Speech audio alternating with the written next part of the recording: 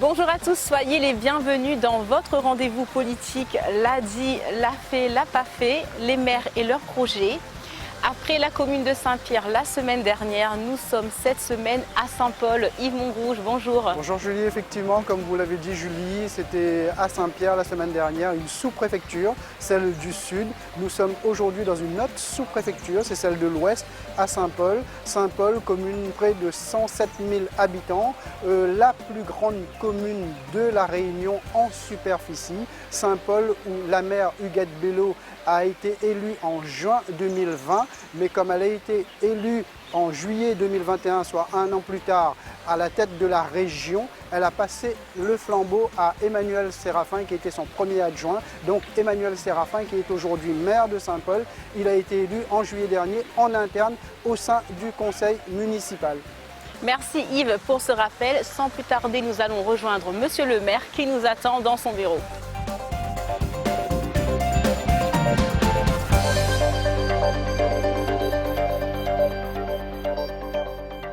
Bonjour Monsieur le maire, merci de nous recevoir aujourd'hui dans votre bureau à la mairie de Saint-Paul. Je rappelle que vous avez été élu en juillet 2021 puisque Madame Huguette Bello a été élue présidente de la région Réunion. Pouvez-vous nous dire rapidement quelles sont les actions les plus significatives que vous avez réalisées, vous et Madame Bello, depuis juin 2020 à juillet 2021? Alors bonjour, bienvenue à la mairie de Saint-Paul. C'est vrai que quand on a lancé la campagne électorale 2020, on a fait des ateliers dans tous les quartiers. C'est une méthode où on va directement à la rencontre des familles. Et la première des demandes, c'était le pouvoir d'achat. Déjà à l'époque, et là vous voyez dans les élections présidentielles, cette question du pouvoir d'achat, elle est extrêmement présente. Donc comment ça s'est réalisé sur la cantine? La cantine à 1 euro pour les familles. Donc, on a fait un premier volet pour 1600 familles. Là, au prochain conseil municipal, on va être à 5200 familles. C'est-à-dire près de 40-44% des familles vont avoir la cantine à 1 euro.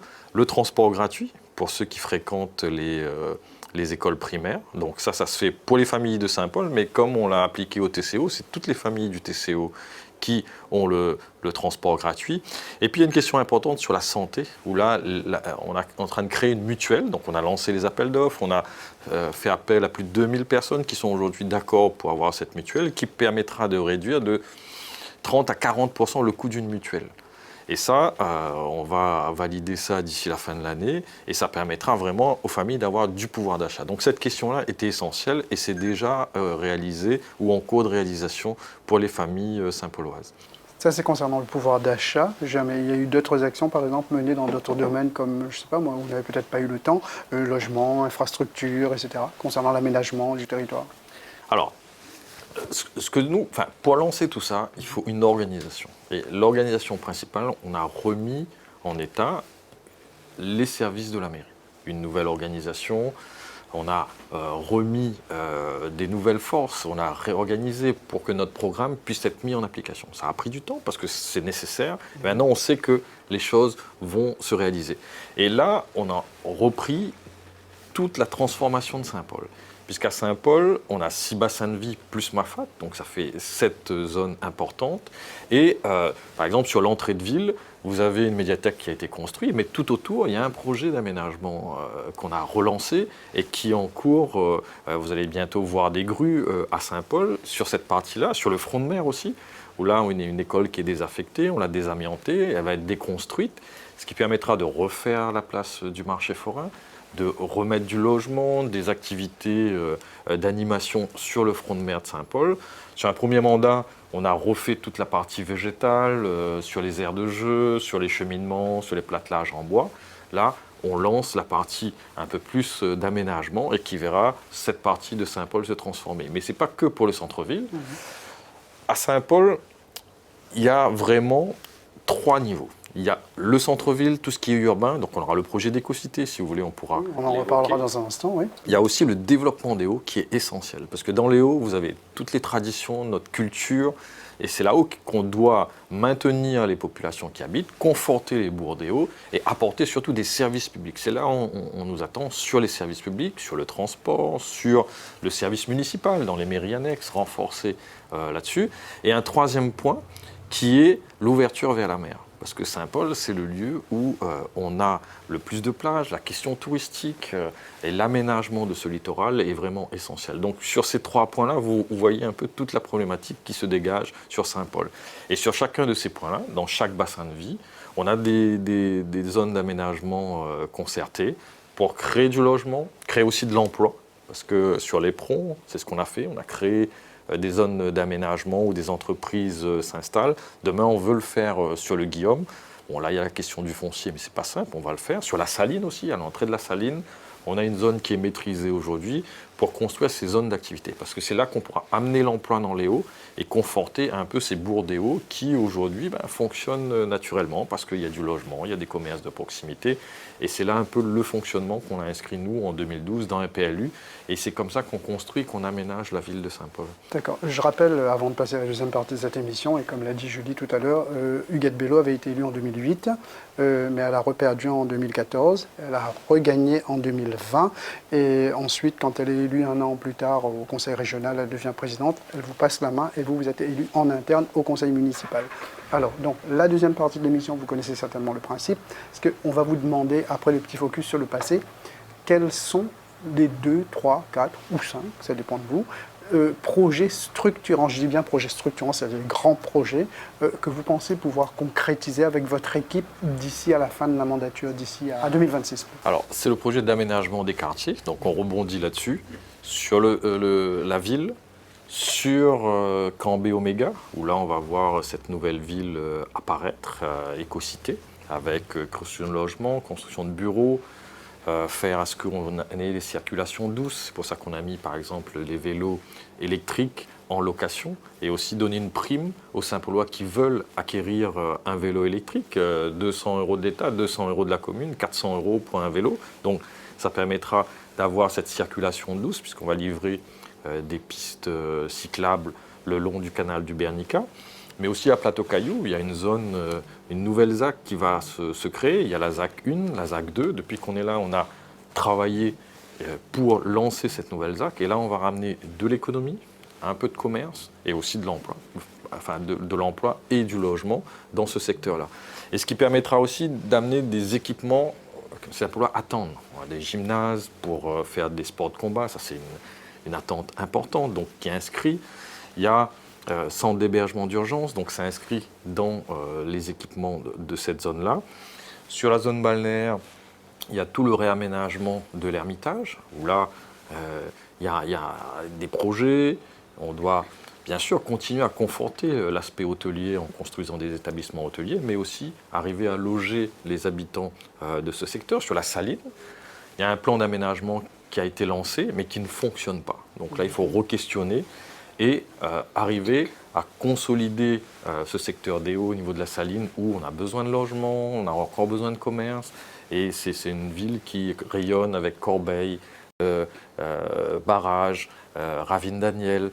Et tous ces bourgs autour de la Saline doivent avoir aussi ce lien important avec ce centre-bourg. Sur le Guillaume, on continue à aménager ce bassin de vie. Là, comme je vous l'ai dit, il faut amener de l'économie. Il faut aussi que sur le tourisme, au niveau de l'axe du Maïdo, qu'on arrive à accompagner les restaurateurs, ceux qui font de l'huile essentielle pour vraiment développer ce secteur au niveau économique.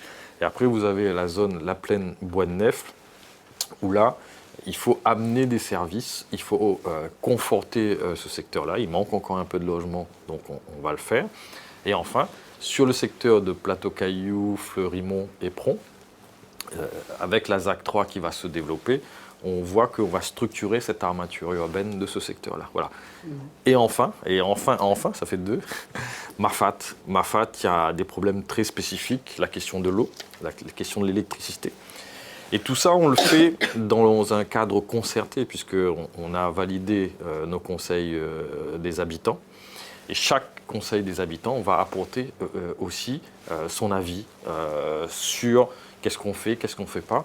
Pour la première fois, on a un budget participatif, et ça c'est essentiel. Avoir 1 million d'euros pour dire comment j'aménage mon quartier, mon bassin de vie, ça permettra aux habitants aussi d'être acteurs de leur transformation, de leur changement dans ce quartier-là. Et ça, c'est important. Et on va accompagner ces habitants-là avec une structure qui est prévue par la loi pour que chacun puisse aussi participer à ça et avec le conseil municipal, valider le financement des actions de proximité. Mafat, il faut rappeler qu'il y a une partie qui se trouve sur le territoire de Saint-Paul, une autre partie qui se trouve sur le territoire de la Possession, c'est ça, hein? Il y a 12 îlettes à Mafat, 4 sur le secteur de Saint-Paul, de ce côté de la rivière des Galets, et 8 autres sur le côté de la Possession. On travaille en coordination avec la ville de la Possession et le TCO pour que les actions soient communes et qu'on arrive à apporter des solutions concrètes aux habitants de Mafat. D'accord, mais concrètement, j'avoue, par exemple, en tant que maire de Saint-Paul, vous savez ce que vous allez faire sur Mafat, justement, pour changer un petit peu la vie des Mafatais? Oui, on a lancé, alors, à un moment donné, comment aménager Mafat? C'était compliqué, ça. Donc, on a lancé une étude pour que chaque îlette ait son propre développement. Parce que quand vous êtes à Marla, il dit, elle ne veut pas faire la même chose qu'à la Nouvelle ou qu'à Roche-Plate. Et donc, ça a permis à chacun d'avoir un développement propre. Est-ce qu'on fait beaucoup plus de tourisme, on fait beaucoup plus d'agriculture, comment on conforte l'école là-dessus. Donc, là, aujourd'hui, il y a de la Possession et de Saint-Paul, il y a 4 villages tests où on est en train de travailler comment apporter les solutions. Et si ça marche et chacun se retrouve dans sa propre identité, ça sera étalé aux autres îlettes de Mafat. Parce que c'est très, très complexe, mais en termes d'aménagement public ou même de services publics.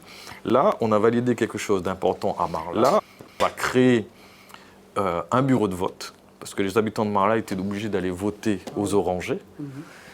3 heures de marche aller, 3 heures de marche retour. Et donc, c'est ça qui fait qu'on change la vie des gens. Simplement, le fait de participer à la vie citoyenne, ce sont des choses petites pour certains, mais importantes dans la vie démocratique. Et vous avez parlé de l'aménagement des plages, réaménagement des plages. Il y a une question qui a fait couler, enfin un sujet qui a fait couler un peu d'encre quand même, pas mal, c'est concernant les places de parking près des plages. Oui, quand on est arrivé, il était prévu de faire un projet sans parking. Ça, c'était pas possible. Donc, ce qu'on a prévu, c'est de garder une partie vers le haut, systématiquement, et vers le bas, vers la plage, quand il y avait l'épaisseur suffisante, de garder aussi ces parkings-là. Donc, du coup, il en manque. Donc là, on est en train de maîtriser du foncier vers un restaurant que les Réunionnais apprécient bien, Go, à l'époque. Donc, on va rajouter. Et dans l'aménagement de la zone d'Ermitage, il y en aura plus que ce qui aurait été supprimé. Donc c'est ce qu'il faut. En même temps, il faut aussi vivre avec son temps. On est en train de développer des circulations douces, mais dire que le pique-nique des Réunionnais sur la plage, c'est plus possible, il faut porter ça sur la tête, ça c'est pas possible. Donc il faut vraiment qu'on apporte des solutions et qu'on vive avec son temps pour garder nos traditions et faire à ce que aussi la plage puisse se refaire, parce qu'il y a des reconstructions au niveau des patates à Durand pour consolider le sable. Les fils à eau qui étaient en train de tomber, on les a supprimés. On replante des essences tout en gardant cette plage que tout le monde connaît. Il en va que demain on peut transmettre à nos enfants, qu'on puisse toujours profiter de cette plage dans les meilleures conditions de sécurité aussi, avec des nouveaux cheminements. Et c'est un peu le travail qu'on est en train de faire. Donc, monsieur le maire, vous nous avez présenté ça de façon assez globale, puisque bon, manifestement vous êtes quand même passionné, vous connaissez vos dossiers. Est-ce que vous pourriez nous rappeler ces projets, mais un par un, s'il vous plaît, pour qu'on puisse le noter et pour qu'on puisse bien comprendre ce que vous allez faire d'ici à 6 ans. Donc, mais vraiment. Ça, tu veux la liste des courses, voilà, un après l'autre. Voilà. Bon, non. Ça, écoutez, on commence par le centre-ville, l'aménagement du centre-ville avec, par exemple, des logements RPA pour les personnes âgées au centre-ville. Ça, on est en train de le lancer. On espère que rapidement, les permis de construire vont être déposés. Et quand vous viendrez dans 2 ans, peut-être qu'on vous recevra là-bas. On est en train de maîtriser du foncier, par exemple, pour lancer une nouvelle mairie. Ça ne se fait pas en 2 ans. J'espère qu'à la fin de ce mandat-là, on aura une nouvelle mairie sur l'ancien hôpital Gabriel Martin. Ça, c'est quelque chose qui nous tient à cœur, parce qu'à Saint-Paul, aujourd'hui, on a un hôtel de ville où on est actuellement, mais il n'y a pas de mairie, puisque les services sont complètement diffusés sur l'ensemble du territoire. Ce qu'on veut aussi, c'est la question du logement. Actuellement, c'est assez global à La Réunion. Lancer la construction de nouveaux logements sur le territoire de la commune, la demande est importante, hein, près de 8900 demandeurs de logement à Saint-Paul. Il faut vraiment arriver à répondre. Et en quittant ici, on va inaugurer des nouveaux logements à Belmen qui montrent que vraiment notre volonté de pouvoir offrir ces logements-là aux familles saint-pauloises. Après, quand on regarde l'ensemble de notre territoire, dans les quartiers, il y a une demande qui est importante. Et ça, peut-être qu'on ira le voir ensemble. Les jeunes demandent des street workouts. Ça, c'est du quotidien. Ouais. Parce que c'est de l'immédiat et c'est pour le faire du sport. Et c'est important dans l'ensemble des quartiers. Donc on est en train de travailler d'ici l'année prochaine à construire ces équipements de proximité pour qu'on puisse voir les conseils de quartier où on va travailler sur ce budget participatif. C'est quelque chose qui est important. Et puis, il y a une question, on est une ville touristique à Saint-Paul. On a 107 000 habitants. Mais à certains moments de l'année, on doit être à plus de 200 000 habitants, comme certaines stations du littoral au niveau hexagonal. Là, j'ai vu au niveau de la propreté, on a des efforts à faire. Donc là, on a envoyé des élus voir des villes qui ont la technicité, quel matériel. Donc là, on est en train d'acheter ce matériel-là pour que, au cœur de ville, dans les hauts, partout, Saint-Paul soit propre et qu'on vraiment on accueille toutes ces personnes-là dans des bonnes conditions. Je ne sais pas si on peut continuer, mais moi, sur la ville, on est en train de faire des choses. Il y a un projet qui est important, qui a dormi pendant 7 ans, qui est de reconstruire l'école de Grand Fond. Ça, c'est un grand défi pour nous. Donc là, on est en train de travailler pour que rapidement, cette école qui a été détruite, on a décidé de raser une école, qu'on puisse redonner aux familles du secteur vraiment un équipement de grande qualité sur ce secteur-là. Après, on peut repasser dans les quartiers, mais chaque quartier aujourd'hui, on essaye d'apporter les solutions, parce que quand vous allez vers les habitants, chacun vous dit, voilà, ce que m'y attend à vous, monsieur le maire, c'est ça dans son quartier, et on est en train de les réaliser. Ce qui nécessite quand même une capacité de financement importante.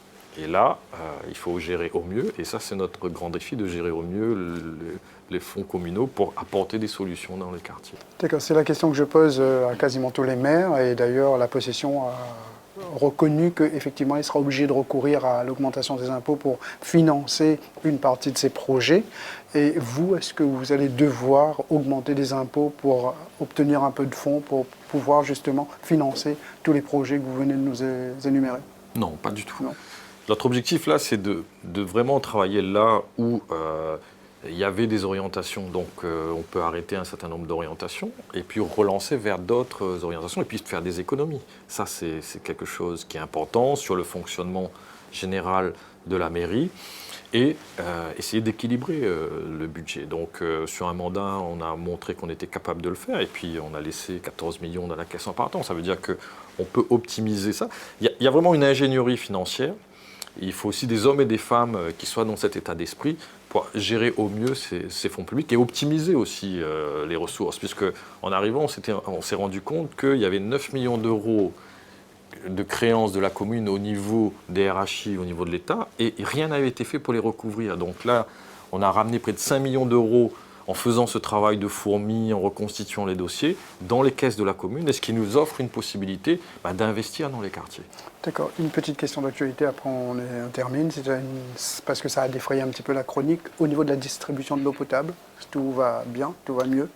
Écoutez, l'eau potable est une compétence qui est remontée au TCO, et quand vous avez une délégation de service public à Saint-Leu, une CEMOP à la possession, une régie entre Saint-Paul et Trois-Bassins et une délégation de service public au port. L'objectif du TCO, c'est de faire converger pour que chaque habitant du territoire puisse avoir un service optimal. Et quand vous avez des services qui sont réfractaires et qui ne rentrent pas dans cette stratégie, il faut que les choses soient claires. Et vous savez qu'en matière d'eau, il faut que tout soit clair là-dessus. Donc ce qu'on essaye de faire, pour vraiment avoir un service optimal, il y a eu des audits qui ont été faits qui montrent qu'il y a des choses à réparer ici et là. Ça, il ne faut pas en avoir peur, il faut prendre des décisions. On a pris des décisions et on essaye de faire à ce qu'on ait un service de l'eau optimal. À Saint-Leu, il y a des gros problèmes qu'on est en train de réparer. Il faut des stations de potabilisation, il faut des gros investissements. Et ça, c'est en cours pour qu'on ait vraiment un service de l'eau optimal au meilleur prix. Et ce que nous attendent les abonnés, c'est vraiment le meilleur prix avec une qualité de l'eau irréprochable. D'accord, j'ai bien entendu, monsieur le maire. Je rappelle que vous êtes également président du TCO. En tout cas, vos explications ont été très claires. Nous, on revient vous voir dans 2 ans. C'est aussi le principe de l'émission, pour faire un point sur l'état d'avancement des projets que vous nous avez expliqués à l'instant. Merci, monsieur le maire, de nous avoir reçus aujourd'hui dans votre bureau. C'est avec un grand plaisir qu'on se retrouve la semaine prochaine dans une autre commune de l'île. Merci de votre fidélité, prenez soin de vous.